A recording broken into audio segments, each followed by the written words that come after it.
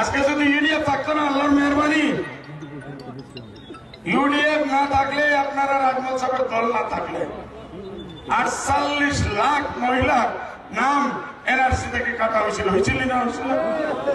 হয়েছিল না?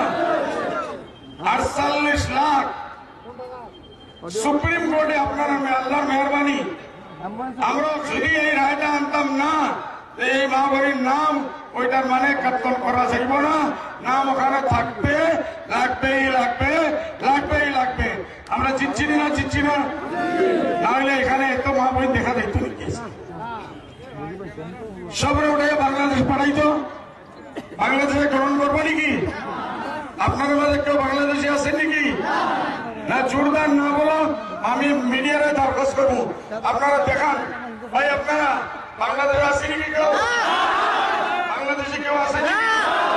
কেউ আসে নাকি? এই দিক থেকে হাত উঠে বলেন। আজকে যদি ইউডিএফ থাকতো না, আল্লাহর মেহরবানি, ইউডিএফ না থাকলে, আপনারা রাজমহল সাহেবের দল না থাকলে 48 লাখ মহিলার নাম এনআরসি থেকে কাটা হয়েছিল। হয়েছিল না? 48 লাখ সুপ্রিম কোর্টে আপনার আল্লাহর মেহরবানি, আমরা যদি এই রায়টা আনতাম না, এই মহাবরীর নাম ওইটার মানে কর্তন করা যাইব না, নাম ওখানে থাকবে, লাগবে।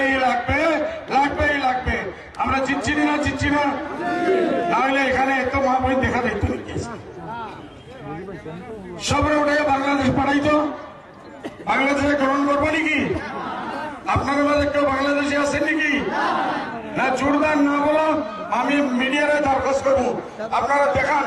ভাই আপনারা বাংলাদেশে আসেন নাকি? কেউ বাংলাদেশে কেউ আসে নাকি?